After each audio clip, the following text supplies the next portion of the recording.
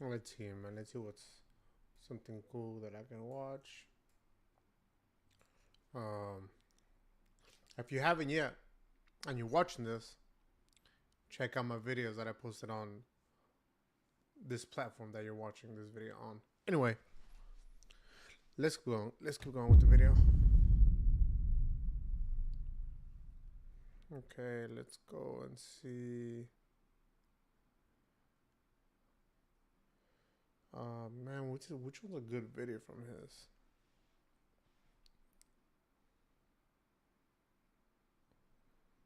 The 16 trillion race to mine the ocean. What?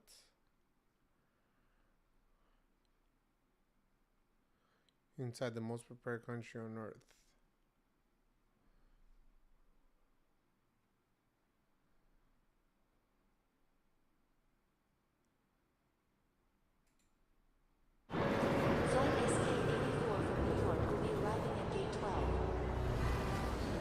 Gracie?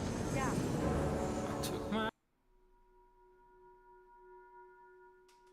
Most of our world is hidden in darkness. This is the deep sea, which is the vast majority of our planet. Okay. And even here on Google Earth, we're looking at digitally modeled shadings of the ocean floor, not pictures of the surface like we have on land. And forever I thought that's because there wasn't much to look at out here.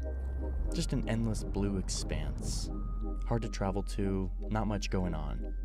But a few months ago, my colleague Christoph told me that there's something happening out here. Something worth looking at. I have a story that I think we could do together that I think takes advantage of the things in reporting that you're good at and the things in reporting that I'm good at. Christoph's thing is diving into mysteries using internet tools and open source intelligence. My thing is mapping. What happens next is a dedicated effort to peek behind the curtain of this pixelated, fuzzy blueness, to see what happens on the high seas when seemingly no one is looking. But lately, someone has been looking. Contact to say we saw you. Okay, my wife.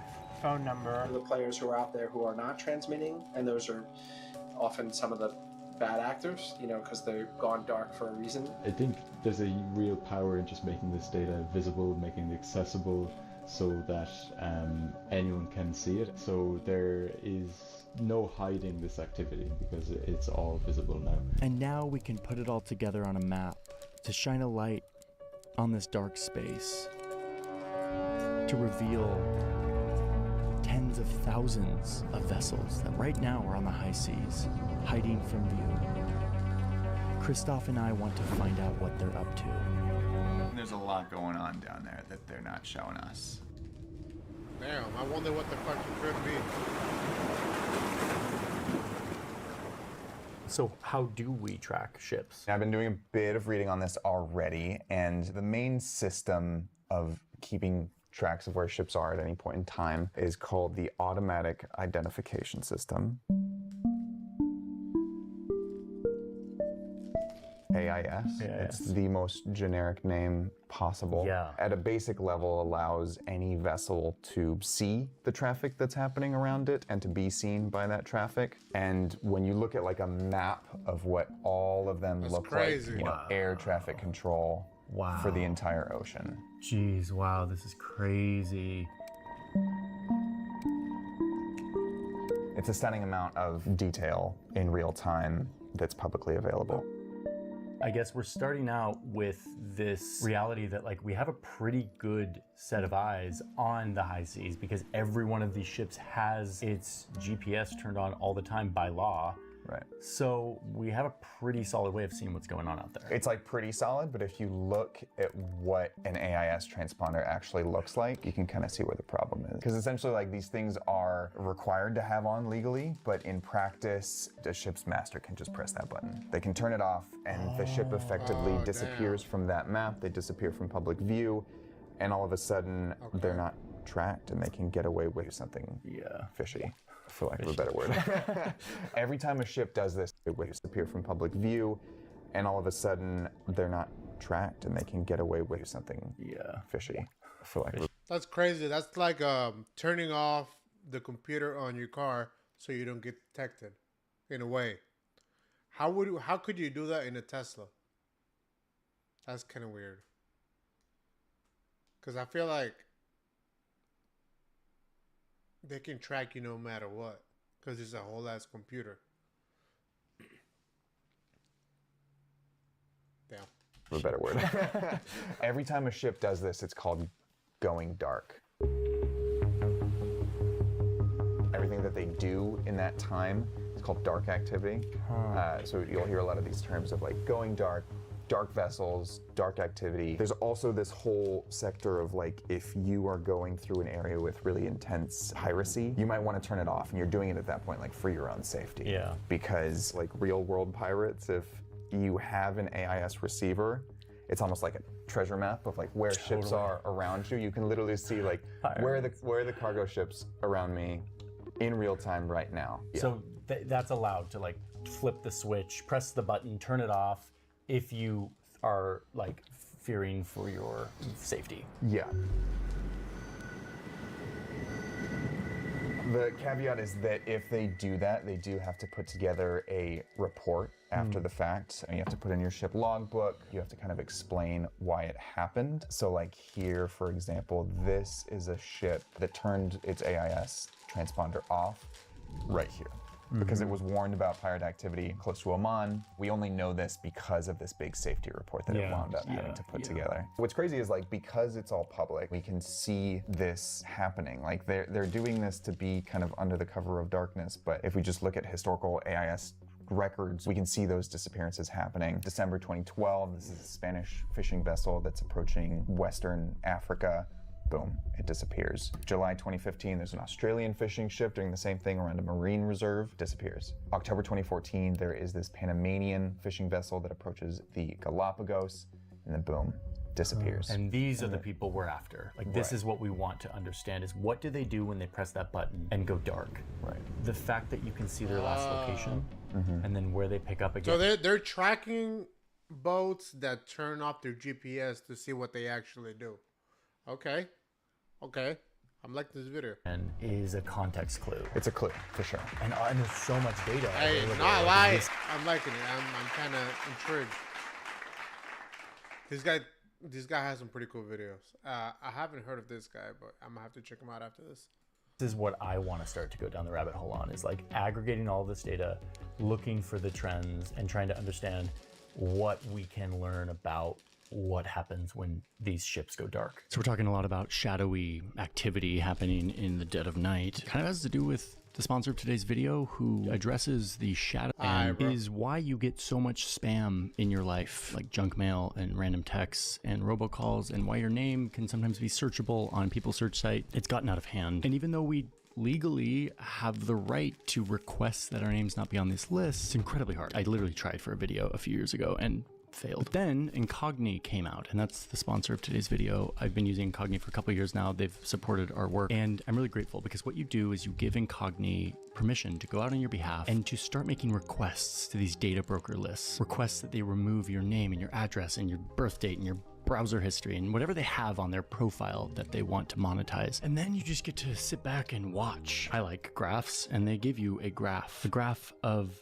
the total number of requests that they've sent out. In my case, 1,234. 1, 2, 3, 4. Wow, that's satisfying. The ones that are in progress, 222. Wow, these numbers are very satisfying. And completed, this is the most satisfying number, 1,012. There was 1,012 lists that had my name and information on it that no longer do, thanks to Incogni. And if you want to get really grand, monitoring, ask Incogni with no code. Man, motherfucker went over his house and everything. After looking through all this data, step one is to start filtering things down. And I started to filter down by fishing, just fishing vessels. Let's just start there. That's a lot of vessels, but it's not every vessel that is being tracked. Okay. In doing that, you can start to see it's still a big I wonder what they actually find whenever they turn off their GPS, but it's kind of scary. thing, but you can start to see And I wonder where they go. where these ships spend their time.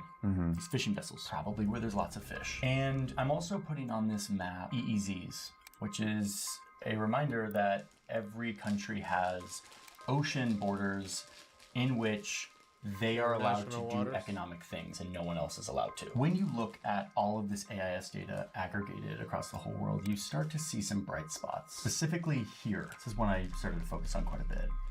It is this water off of the coast of Ecuador surrounding this archipelago called the Galapagos Islands, like where Charles Darwin invented evolution. Invented it. Didn't exist before, but he figured it out for us. He invented it, made it up right there. Now, this is within Ecuador's exclusive economic zone. They have exclusive rights to this water. And it is also a protected marine area, but it's also teeming with valuable seafood. Sharks, jumbo flying squid, skipjack tuna. This is protected area. And so you can see that a lot of this fishing activity happens right outside of these EEZs in international water. And remember, I'm trying to figure out what people do when they go dark. When they press this button, turn off their transponders, what are they up to? The next clue comes when you do this. Flags. So this is all Chinese flagged ships.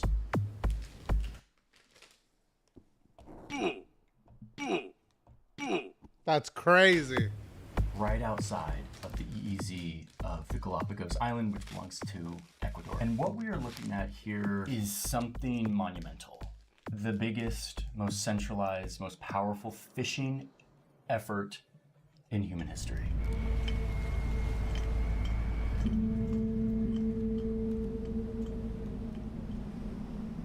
So, seeing this, I'm starting to get tired of just pure data and shading. I wanted to see, what does this look like in real life? Yeah. Whoa.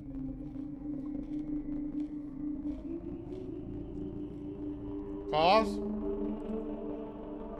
Yeah, it's kind of creepy, right? So those are all ships that have their lights. So what, are they fishing fish that they're not supposed to fish? What the fuck is actually going on? In the middle of the night. It's crazy. It's almost like a city skyline. Holy like shit. a futuristic water city. It's crazy. We are in the middle of the ocean. That's crazy. Hey, before we continue, I just want to let you all know that we are very close to launching New Press, which is something I've been working on for over a year. Making stuff noise to me early from these rapid and local fish stocks started. They were list at newpress.com. Now back to the story. All right, let's get it. So here's some quick context. By the 1980s, China had basically depleted the fish in the waters near its coast. Huge population, rapid industrialization. They were eating a lot of fish, and as they built up their economy, they just got aggressive. The local fish stock started to disappear. So the Chinese government stepped in. They said, okay, let's build a bigger fleet, one that can go way beyond our waters. And they did. They subsidized the building of these massive ships capable of sailing deep into international waters, even halfway around the world. And today, that fleet is just enormous. That's crazy. A recent analysis estimates that China has about 57,000 industrial fishing vessels, and that they account for roughly 44% of all fishing activity on Earth. 44%. Stunning number. Isn't that insane? They're fishing for half of the world or half of the population. But do they sell fish international or just for China? That's half of all fishing is this fleet. Right. So they just put a ton of money towards building boats that are capable of going really far out at sea and building this whole infrastructure to bring all that back to China to be processed. But I'm imagining it is not all winds up in China. It goes across the world. Exactly. It's a part of a massive seafood industry. But yeah, it is the Chinese government subsidizing these companies. Yeah. How do they keep it fresh? Not just with subsidies, but also with security. Sometimes the Chinese government will send security. Intelligence ships will go with them. Whoa. It is a part of the state effort to project power, and it also has resulted in the ability to fish aggressively anywhere on Earth. Intelligent ships in the sense of keeping the fishing vessels safe or making sure they don't get in trouble when they push the rules? Fill in the blanks with whatever you suspect. We don't exactly know what they're up to, but just know this is a geopolitical act. I mean, it feels like Belt and Road, but on the sea. Yep. It's exactly. It's a big economic push that results in a lot of fishing all around the world. There's so many red dots that they have turned white. Yes. Okay, so I mean, is this illegal, what they're doing? To be sending these ships all the way across the world right next to other countries, is any of that illegal? No, actually not. It's concerning because they are aggressively fishing, but per this AIS data, which shows that they don't cross the line, they are not doing anything illegal from this view. So the thing is, all of these are just AIS pings, which means this doesn't account for the fact that they could turn AIS off at any point in time. So this is just the publicly tracked available data. The fact that they can go dark is not pictured in this at all. Absolutely. Yeah, this is not the full picture. Like, the AIS data is really helpful for me to see Chinese fishing efforts around the world and to focus in on a hotspot where they're clearly doing a lot. But I now want to see what's happening actually on the ground here. And for that, I need someone who's actually been out here. Yeah. My name is Ian Urbina. I'm a journalist. I spent 17 years at the New York Times and then created the Owl Ocean Project. Every year, 200 to 300 squid vessels traverse the globe and sort of hover in very specific squid fisheries. So the goal was to get out into that patch, into that fishery, and if possible, get on board the Chinese vessels, where they are, who they use as workers, how long they're staying at sea, what sort of crimes are they involved in, what are the conditions on the boats. So I think I have an understanding as to why it's so hard to regulate the deep sea, like way out in the high waters. It's so far away from everything. To get out onto the high seas, you typically have to be in a pretty large vessel because the waters are pretty rough and these are long trips. Like, getting out there, enforcing anything is just logistically difficult. And part of it is like, it's logistically difficult for like fishing vessels to get out there. For anyone to be out there for a long time, like, this hasn't been a huge problem because no one's been able to actually be out there in a huge way.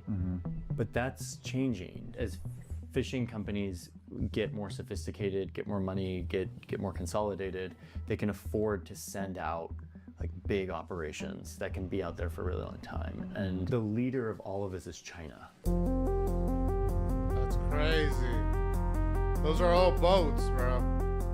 The scope and scale of Chinese fishing is unbelievable. It's not just the number of vessels, it's the way that they do it. They bring out all of these vessels and then they have these motherships, the huge reefers that are big refrigerated vessels. And the way that it works is the smaller fishing boats are able to go out, fish, and then come back to the mothership, drop off all their stuff, get refueled, get resupplied, and then just go out. So they don't have to dock at any point. They don't have to go back to They shore. never have to go back to China. Yeah.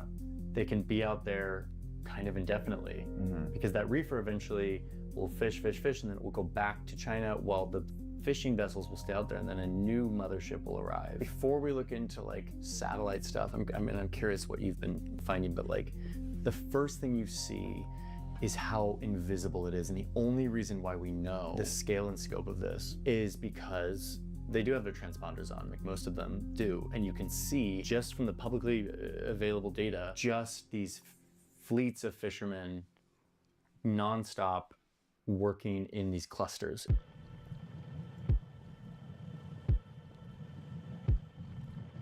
And they're often clusters that are hugging right up against the economic waters of other countries. Those are all So in international Ecuador, waters. A lot of places in South America, Argentina, you'll see these clusters of fishing vessels. Most of those are Chinese. That's about it. That's all you can see. And from that perspective, it's like pretty legal. Like, they're just sort of sitting there. Yes, they're fishing. Yes, it's kind of crazy. Yes, we need new regulation to like determine if this is okay. But on paper, it actually looks pretty fine. But it's like, why else would you go right up to the border of something Yeah. if it's not to like occasionally pass over? Like, Exactly. there's no reason to be clustered like that. Right there, right on. What if, I have a theory, what if those fishing ships are more for like spying on a country, or not even that, but like let's say Puerto Rico is like a shield for the US. What if those ships are like more of a, hey, there's something that's gonna happen and they're gonna send you something and whatever the case may be. What if it's something else, not just to fish? on the board. Fishing is the world's most dangerous profession in terms of fatalities globally. Ian Urbina has spent years investigating what actually happens out here on these ships. And what he's found is pretty bleak. The guys said we're being held against our will. They took our passports. We desperately want to come home. You know, there's violence on board. I've seen and interviewed workers who are on 2-year contracts and they never come to shore. He's documented crewmen who have been at sea for years, literally years, against their will sometimes, cut off from their families, trapped by debt and fake job promises, their passports taken away from them, stuck indefinitely. Because now that these boats can drop off their fish and get fuel and supplies from these motherships, they never have to go back to port.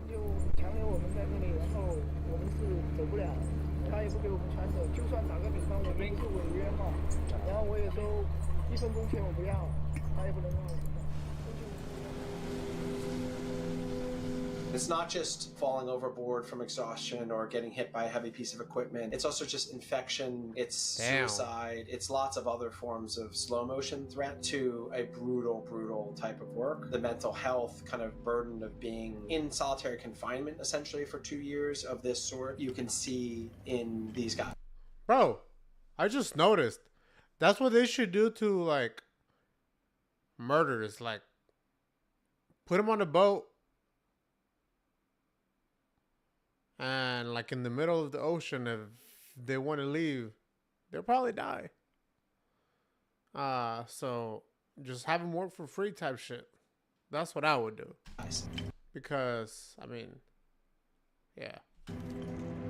These men develop horrible illnesses. They get injured, they're malnourished, they're abused, and all of it, the sickness, the exhaustion, the despair. See, I wouldn't do that to just a regular person. I would do it to someone that committed like a big crime, as in like murder or anything of that sort.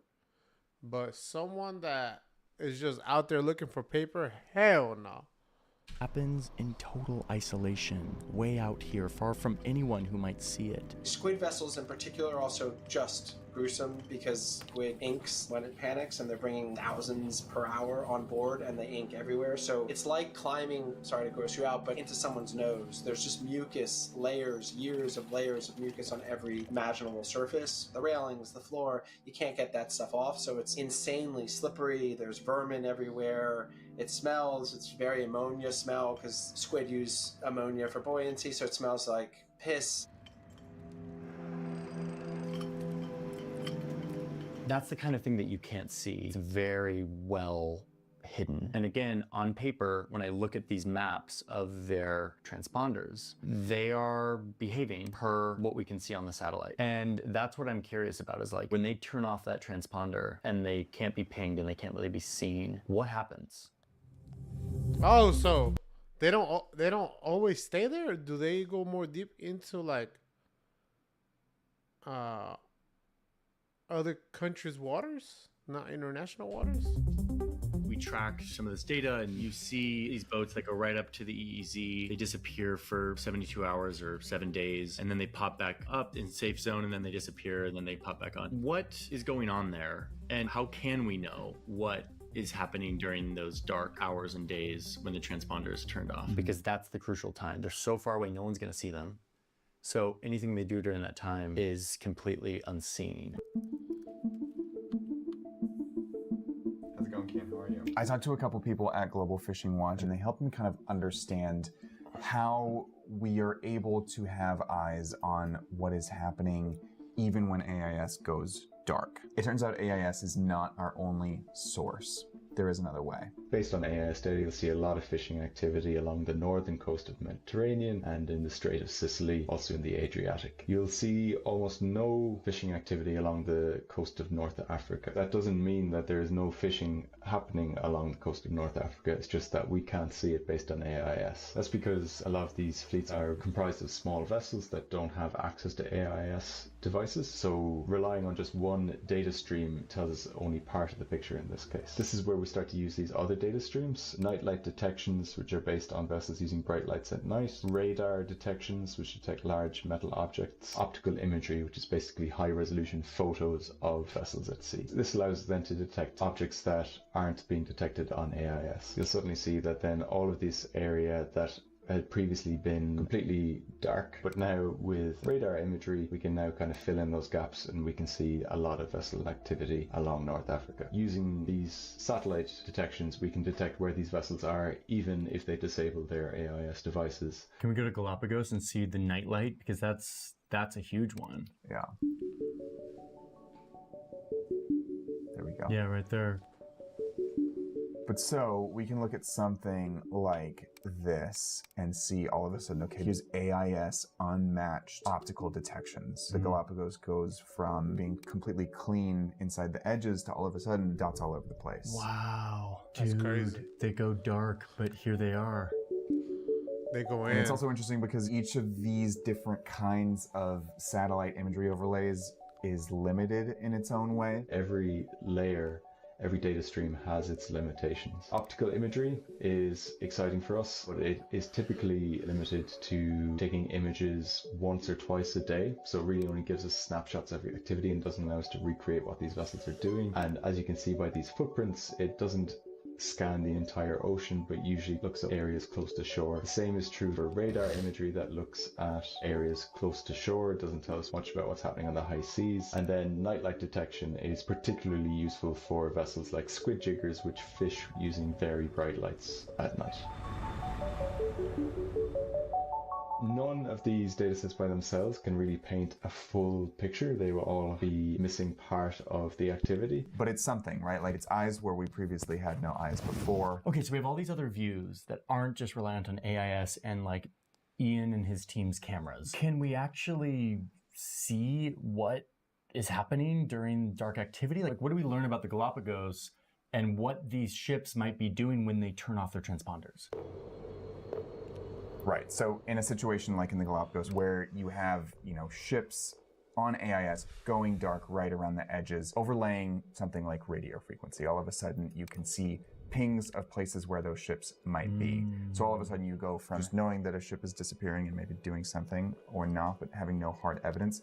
By overlaying these different kinds of satellite imagery, all of a sudden you have evidence that they were somewhere else. We have all these ships that are going dark right on the edge of the Galapagos EEZ, but we don't necessarily know that they're going inside. And when we look at radio frequency signals, we can see that they are going inside. And then because there are multiple different kinds of imagery sources, we can overlay SAR data and have even more detail. We can see ships inside. So this is using that radar ping that just looks for something dense or shiny. And you can now see that where on my map, it looks clean and legal. This shows that there's actually activity happening inside the EEZ. Right.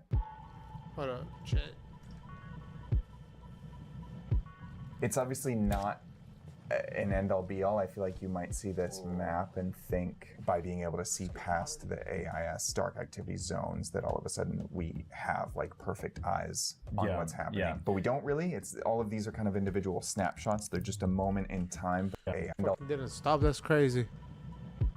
It's obviously not an end-all be-all. I feel like you might see this map and think by being able to see past the AIS dark activity zones that all of a sudden we have like perfect eyes on what's happening. But we don't really. It's all of these are kind of individual snapshots. They're just a moment in time, but they do give us a way of, They haven't told us what they do, bro, after they turn it off. Have like a higher level of What the fuck detail is going as to on? what's going on. Yeah. It's basically a way of catching ships in the act when they think that they're getting away with something by turning off one kind of tracker. Either they leave another kind of tracker on, or they wind up being visible by another kind of satellite imagery that's passing overhead. But it still seems like piecing together the puzzle with this kind of data versus that kind of data, like it seems quite manual. It's very manual labor, the kind of thing that is only kind of helpful at a very large scale. So I mean, this used to only be helpful kind of one example at a time. This was like not something that really gave us broad insights. But that's changing fast with the people that I talk to. I mean, it's so much data and it is so many images and it's a constant process of cross-checking those things. It's more than any human can do.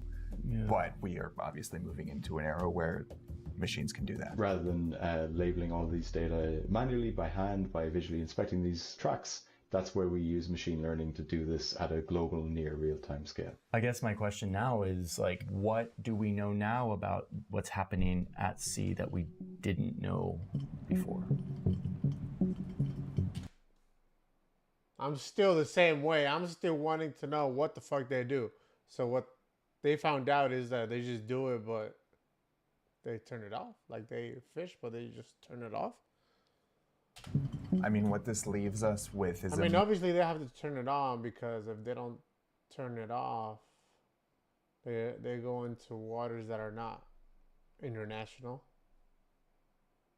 Right? much better picture of just how widespread dark activity is, of just how many ships are going untracked. Before this, we had no sense of exactly how many ships. We knew it was happening. We didn't know exactly like what they were doing when they went dark, but we didn't know how globally widespread the problem is. And now we do. When we put all of these data sources together, Global Fishing Watch found that between 72 and 76% of all fishing activity around the world is untracked. And potentially illegally, meaning in places that are supposed to be protected. I mean, the crazy part about that is you kind of start off thinking that this is maybe some small problematic minority that is committing crimes, but the fact that it's 75%, that it is the great majority of all fishing, means that, you know, going dark is the norm. It is just a practice that many, many ships are doing. Maybe it is to commit crimes or to get away with things unseen, but maybe it's, you know, just for a bit of a competitive advantage to be fishing somewhere where they know they have the best access to fish. And maybe it's just out of, you know, non-compliance, unawareness about the laws. There's a whole bunch of reasons that ships could be going dark or not turning on their AIS, but they all kind of enable the worst of this problems. They set the stage for the worst offenses to be committed.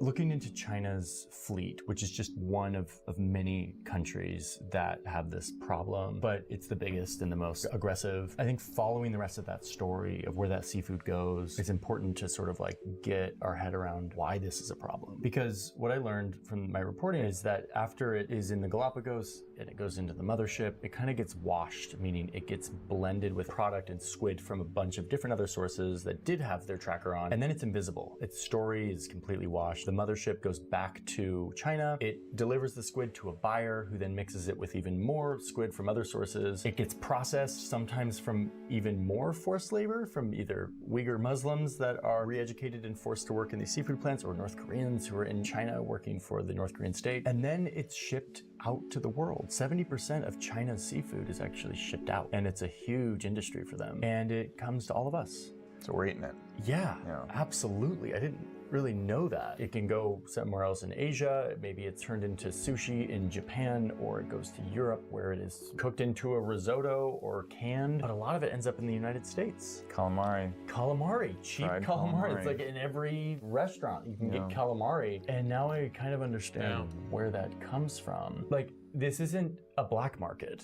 This isn't a renegade thing happening in some organized crime ring. This is the norm on the high seas, and it is something we all participate in. And being in the maps, but especially being in the footage and the interviews, you realize how in that product is hidden the true cost, which is environmental degradation, human suffering, depletion of our fish stocks, and theft from national resources. It makes me appreciate the people working on this. It makes me grateful for the technology that enables better views of these hidden spaces, and it puts urgency on how important this issue is. Because if we can solve it, if we can get eyes on the ocean in a new way, it can have a huge impact on all of these domains. There is a really weird disparity between seeing the activity mapped out here, where it looks very busy, but then you think about what it must actually look like in real life.